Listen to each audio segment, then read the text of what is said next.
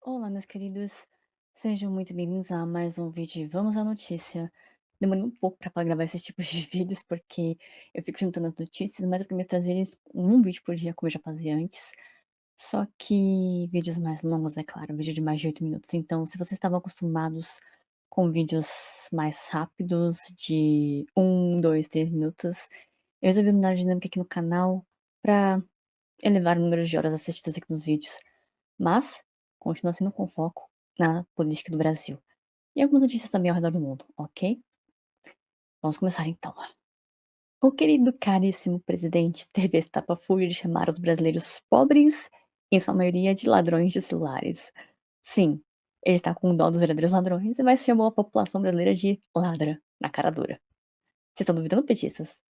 Esse aqui é o vídeo oficial, tá? Tá no site do governo, inclusive. Lula anunciou que a solução para os 2,5 milhões de celulares roubados no Brasil é mandar uma mensagem pedindo a devolução. Ah, o presidente disse que ia apertar um botão para notificar quem está com o aparelho roubado e orientar a entrega nas agências dos Correios. O problema é que um celular roubado no Brasil não some do bolso de um cidadão de boa fé. Ele entra em uma cadeia do crime organizado que domina o território de 41% dos bairros brasileiros, segundo pesquisa do Fórum Brasileiro de Segurança Pública. Nessa cadeia, ninguém está aguardando notificação do governo para fazer coisa certa. São 2.500 aparelhos roubados por dia no país, segundo o Anuário Brasileiro de Segurança Pública. Ao invés de endurecer penas, fortalecer as forças de segurança e combater o crime organizado, a resposta do governo é uma mensagem de WhatsApp. Você acha que essa solução genial vai resolver o problema do roubo de celulares no Brasil? Tenho certeza de que irão aparecer petistas aqui nos comentários passando pano na cabeça do pai, né? Escuta as palavras dele. Eu vou efetivamente despachar, porque senão tem consequências. Nós temos um cadastro. O endereço e o chassi do celular de 2 milhões e meio de celulares roubados. Nós não sabemos quem roubou, mas sabemos que os telefones foram roubados. Então, um botãozinho passou a mensagem dizendo que todos 2 milhões e meio de pessoas que estão com devolver, porque ele pode.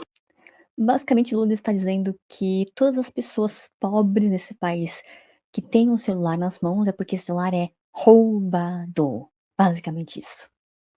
Está cometendo um delito e se ele for pego, ele pode sofrer uma punição desnecessária. Ou seja, teria punição, é porque ele jura que todas as pessoas pobres desse país têm em mãos o celular roubado, ou seja, o meu celular, né, que não está aqui inclusive, esse aqui, inclusive, que eu comprei na loja, né, comprei e paguei no Pix à vista. Segundo esse cidadão aqui, um celular como o meu, que veio da loja, é um celular roubado, um celular que veio da loja oficial da marca, é um celular roubado. E não só eu, né, você também petista querido, outras pessoas ao redor do Brasil, pobres, que não têm muitas pessoas com condições de pagar o celular à vista, têm em mãos celulares roubados. Ele basicamente está dizendo que ele basicamente está afirmando que o governo dele deu tão, mas tão maravilhosamente errado, que os pobres, inclusive, ao invés de comprar um celular à vista, um celular parcelado, mas de forma honesta, dentro das leis, conseguiu, na verdade, comprar um celular que veio roubado de outra pessoa, né? Então, basicamente, ele está dizendo aqui que ele vai punir a pessoa que comprou o celular que não sabia que era roubado, mas em nenhum momento você ouve falar sobre punição para quem roubou os celulares. Tá duvidando? Vamos escutar o resto do áudio então.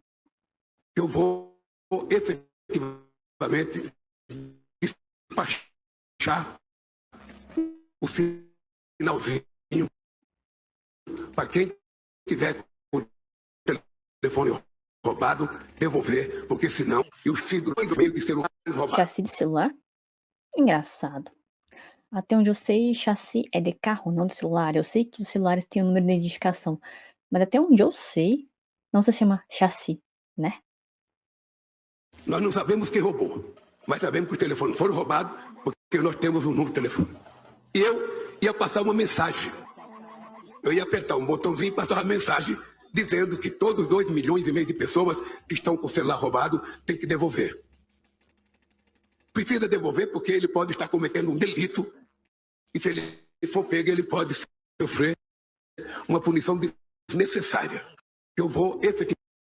Ou seja, ele quer punir a pessoa que comprou o celular, mas ele em nenhum momento ele falou de punição para os ladrões.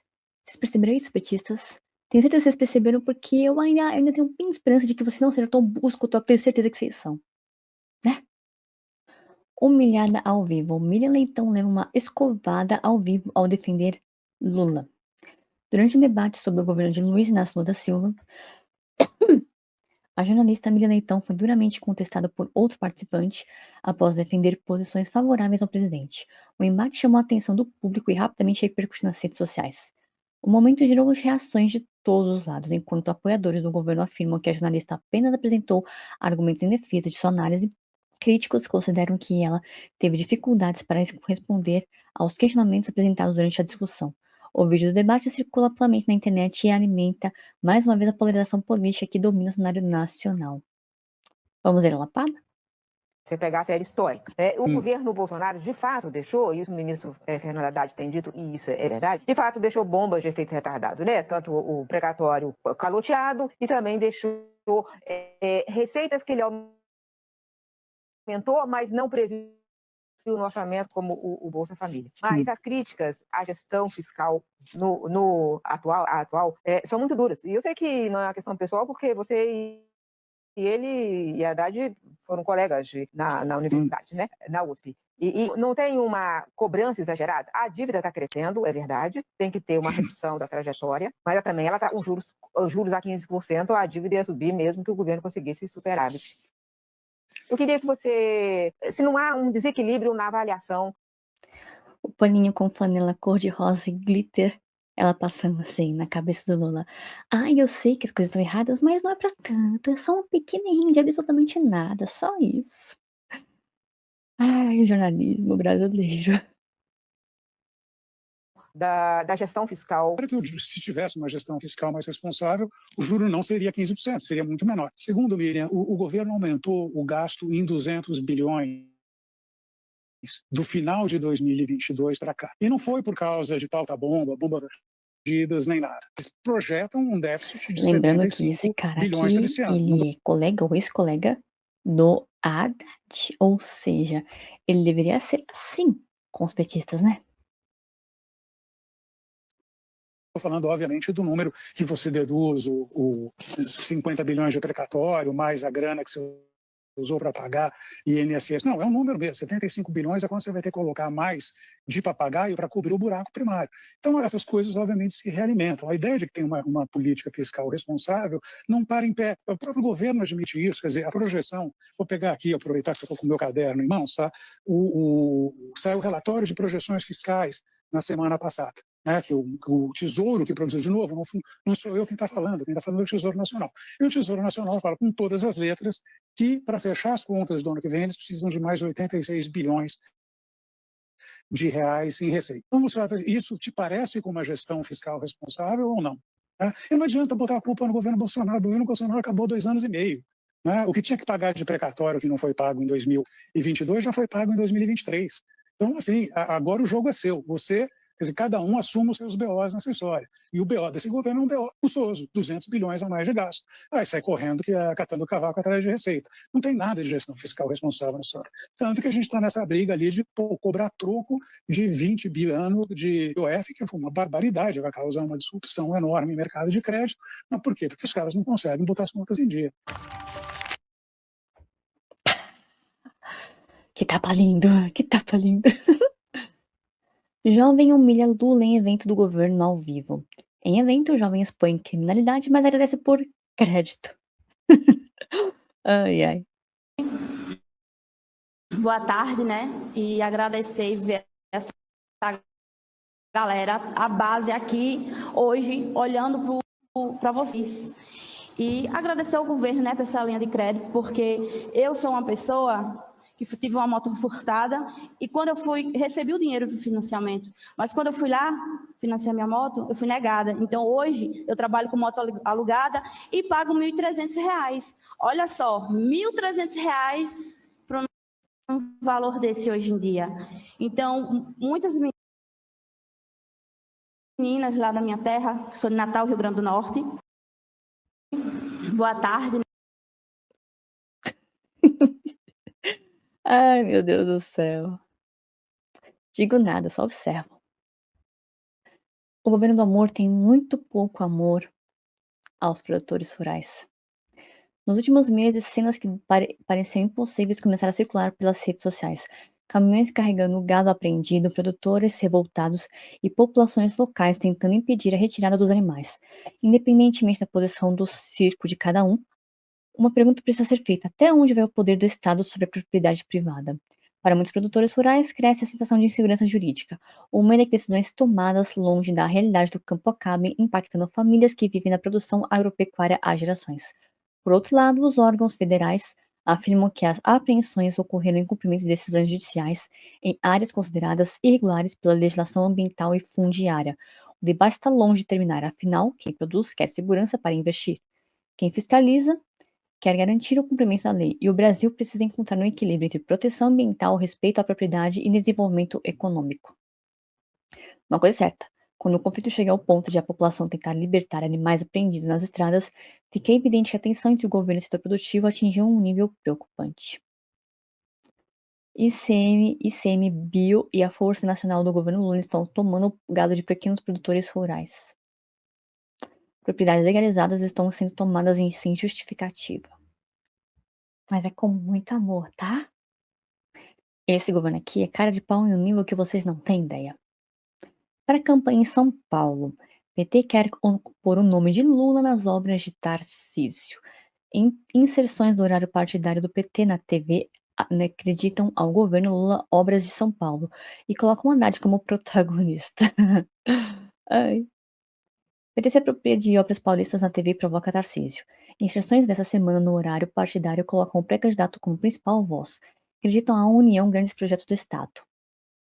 Mas eu, como paulista, digo a vocês: não tem nada, nem o dedinho, nem a unha do pé, nem a unha da mão do Lula em qualquer obra aqui em São Paulo, tá? A briga pela autoria das grandes obras paulistas ganhou horário nobre. Nessa semana, as inserções no horário partidário gratuito do PT trouxeram o ex-ministro da Fazenda, Fernando Haddad, pré-candidato ao governo de São Paulo, como narrador principal, destacando a participação financeira da União, sobretudo via BNDES, em projetos como o trecho norte do Rodoanel, o trem intercidades entre São Paulo e Campinas, expansões do metrô e empreendimentos de habitação e saúde. Em uma das peças, Haddad afirma que nunca um governo federal trabalhou tanto por São Paulo. O movimento reacende uma disputa recorrente entre o Palácio do Planalto e o Palácio dos Bandeirantes, sobre quem assina politicamente a infraestrutura do Estado. Embate que já apareceu em episódios como o Túnel Santos Guarujá e a expansão do metrô. Nos bastidores do governo paulista, aliados de Tarcísio de Freitas leem as inserções como evidência de aproveitamento eleitoral da comunicação oficial, já que reproduziram na propaganda partidária argumentos antes veiculados em peças institucionais do governo federal. O PT também puxou a segurança pública para a propaganda com o tema dos furtos e roubos celulares, frente sensível para a gestão estadual. A pergunta que fica: numa pré-campanha em que cada obra vira munição, o leitor consegue separar o que é entregue concreto do que é narrativa? Bom, eu como paulista digo, não tem nenhuma unha do PT, nem do dedinho do pé, nem do dedinho na mão, nas obras aqui em São Paulo, tá? Isso eu posso falar com propriedade.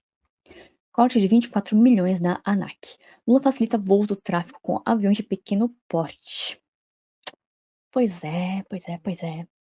Em mais um ataque à segurança nacional, o governo Lula, PT, bloqueou 24 milhões no orçamento da Agência Nacional de Aviação Civil, obrigando a agência a cortar imediatamente 40% de todas as ações da fiscalização no setor aéreo. A medida publicada por decreto em 29 de maio faz parte do contingenciamento de 23,7 bilhões no orçamento da União e revela as prioridades invertidas do atual governo. Enquanto o crime organizado usa cada vez mais aviões de pequeno porte para transportar toneladas de drogas, o governo federal decide estrangular o órgão responsável por fiscalizar exatamente essas aeronaves. Policiais federais e especialistas em segurança pública, ouvidos pela CNN Brasil, não pouparam críticas. O corte compromete diretamente o combate ao tráfico aéreo, uma das principais logísticas das facções criminosas. Aviões de pequeno porte são ferramentas essenciais do narcotráfico regional e internacional, especialmente nas fronteiras de Mato Grosso do Sul, Rondônia, Amazonas e Paraná. Com menos fiscalização em aeroclubes, oficinas de manutenção e pequenos operadores, fica mais fácil para criminosos operar com impunidade, clonando matrículas, modificando aeronaves e ignorando certificados de aeronavegabilidade.